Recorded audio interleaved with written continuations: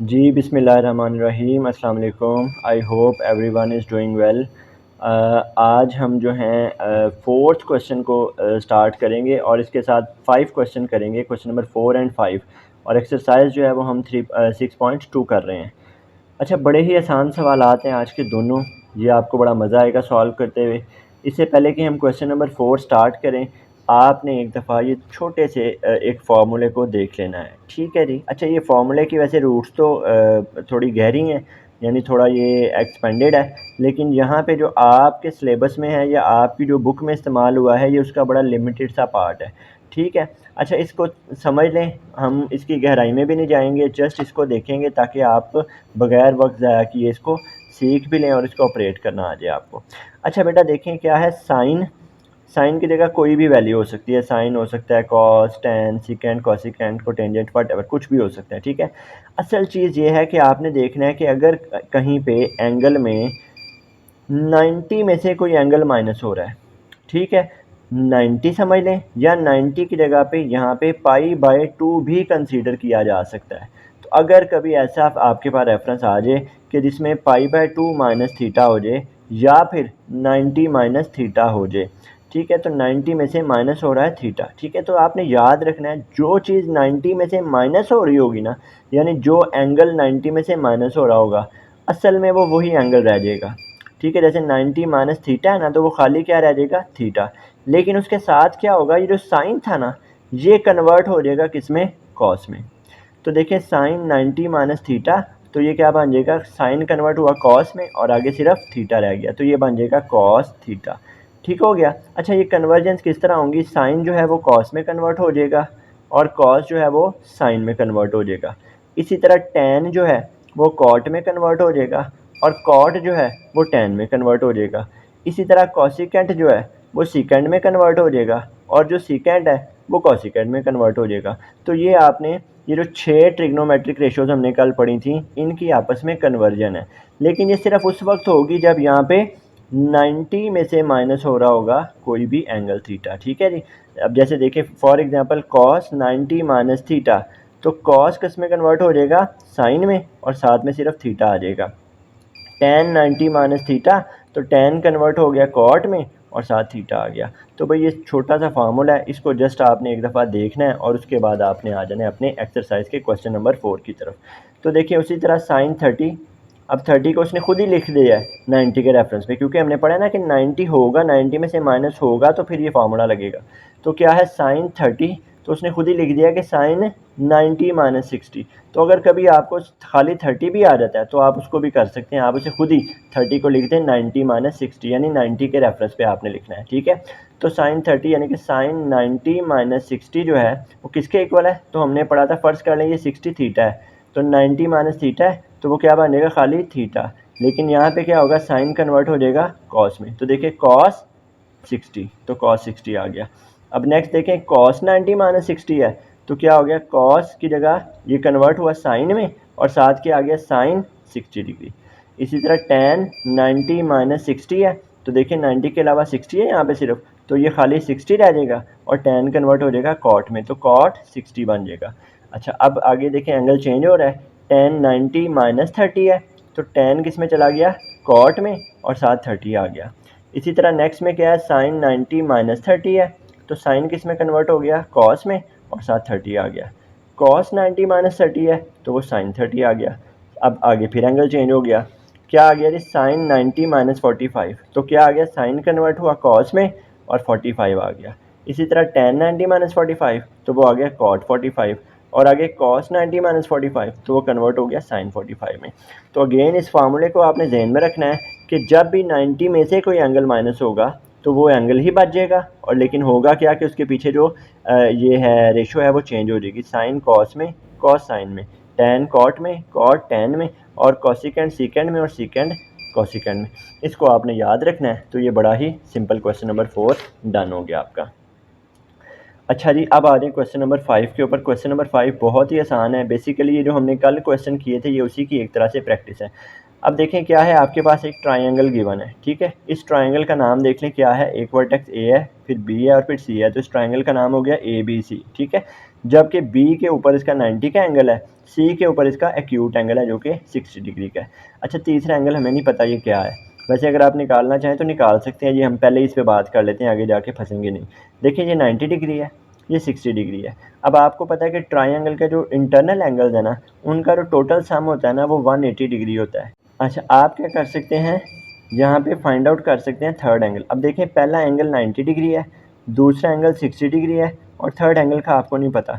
तो देखिए आप क्या करें, 90 प्लस 60 ये हो गया 150, ठीक है, ये दोनों एंगल मिला के कितने बनते हैं, 150। अब टोटल एंगल होता है 180, तो 180 में से 150 माइनस कर दें तो बाकी क्या बचता है, 30। तो इसका मतलब है वो जो सामने वाला एंगल है ना वो कितना होगा, 30 होगा।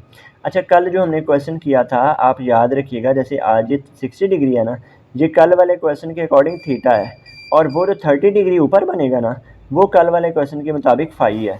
तो जस्ट उसको ध्यान में रखना है, तो ये आपका सवाल बड़ा आराम से सॉल्व आउट हो जाएगा। अच्छा देखिए, सबसे पहला इसका पार्ट है, उसमें कह रहे हैं major length of B C. अब देखिए बी सी कहाँ पे बन रहा है, ये बी है और ये सी है, ये वर्टेक्स के नेम होते हैं, ठीक है। यानी बी से लेके सी तक ये जो पूरी लाइन बन रही है, जो पूरी साइड बन रही है, वो कह रहे हैं इसकी value divided by major length of A B. अब देखें ए क्या है, ये, और बी क्या है, ये, यानी ये वाली साइड की वैल्यू।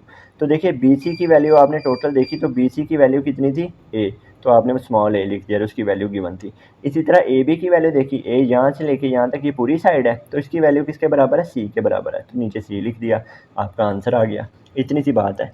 अब नेक्स्ट क्वेश्चन देखें, cos 60। अब देखिए 60 यहाँ पे है, ठीक है, जैसे कि कल थीटा था, तो आपने देख लेना है फ़ौरन से कि क्या होगा।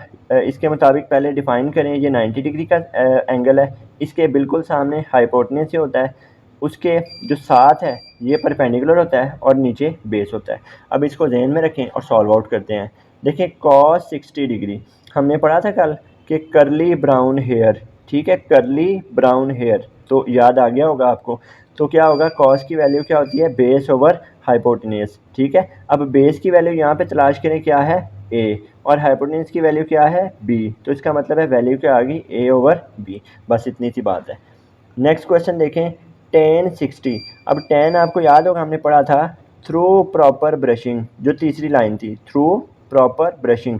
तो यहाँ पे P का मतलब क्या था, परपेंडिकुलर, और B का मतलब क्या था, बेस। तो इसका मतलब है इसका क्या फार्मूला बना है, परपेंडिकुलर ओवर बेस। अब देखें यहाँ पे परपेंडिकुलर क्या है, ये परपेंडिकुलर है C, और बेस क्या है, ये A, यानी C ओवर A। तो देखिए C ओवर A हमने लगा के आंसर दे दिया।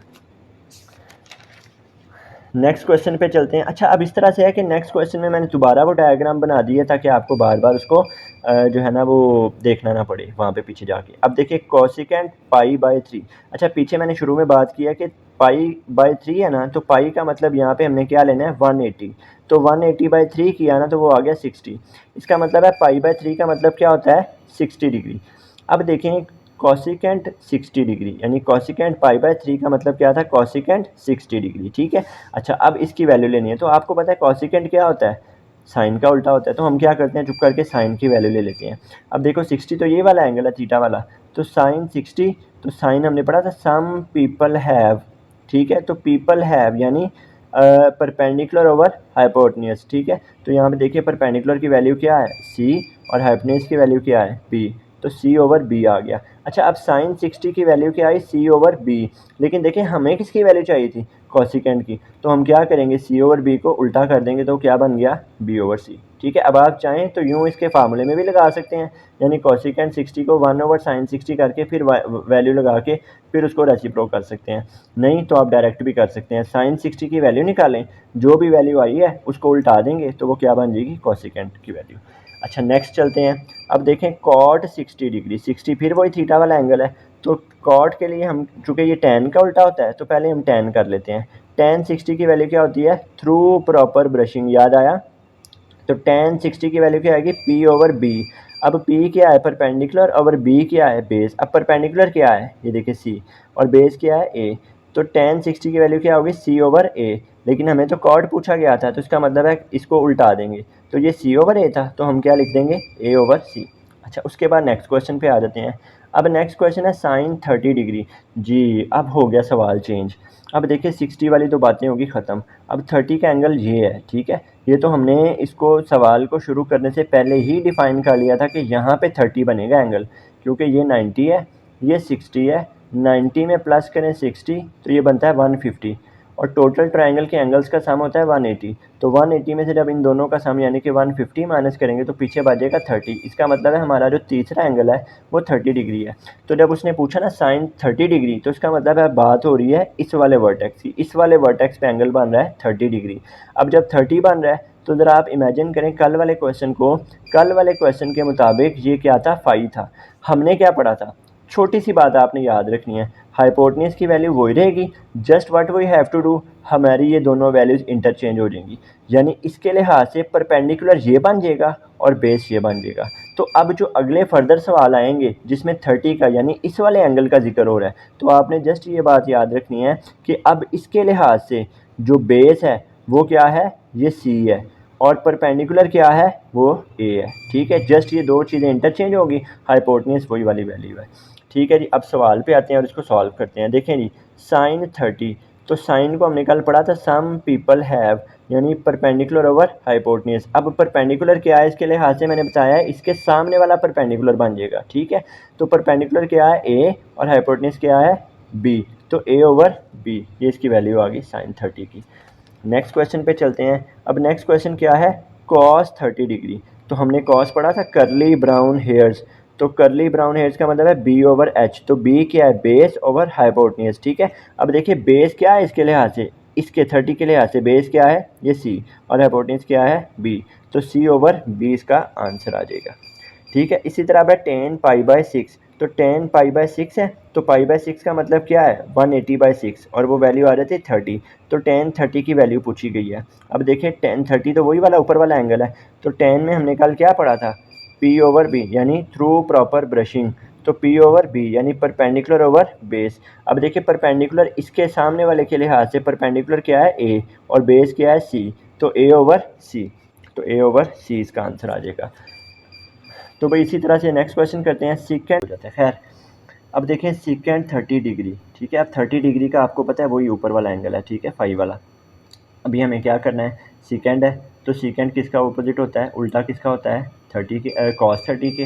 अब कॉस की वैल्यू क्या होती है, आपको याद होगा कर्ली ब्राउन हेयर्स, यानी बेस ओवर हाइपोटेन्यूज। ठीक है, अब यहाँ पे बेस क्या है, हमने पढ़ा था ये परपेंडिकुलर और ये बेस है, तो सी बेस है और हाइपोटेन्यूज बी है, तो सी ओवर बी बनेगा। ठीक है, तो जब कॉस 30 सी ओवर बी बनेगा तो सीकेंड 30 इसका ऑपोजिट होगा, यानी उल्टा होगा, रेसिप्रोकल होगा, तो सी ओवर बी को जब उल्टाएंगे तो क्या बन जाएगा, बी ओवर सी। ये भी वैल्यू आ गई। आखिरी क्वेश्चन की तरफ चलते हैं, वो है कॉट 30, फिर वही ऊपर वाला एंगल कोरने वाला। तो क्या होगा, कॉट 30 के लिए उससे पहले हम फाइंड करेंगे tan 30, क्योंकि ये उसका उल्टा होता है। तो tan की वैल्यू क्या होती है, थ्रू प्रॉपर ब्रशिंग, याद आया, p ओवर b, तो p क्या है, परपेंडिकुलर ओवर b क्या है, बेस। अब देखें इसके लिहाज से, फाइव के लिहाज से परपेंडिकुलर क्या है, a, और बेस क्या है, c, तो ये क्या बन जाएगा, a ओवर c। लेकिन हमें जो कि कॉट पूछा है तो tan को उल्टा देंगे, तो ये a ओवर c था, वो c ओवर a बन जाएगा। तो देखें जी, ये एक्सरसाइज थी नहायत ही आसान, इसको प्रैक्टिस करें। इंशाल्लाह फिर नेक्स्ट वीडियो में अगली एक्सरसाइज शुरू करते हैं।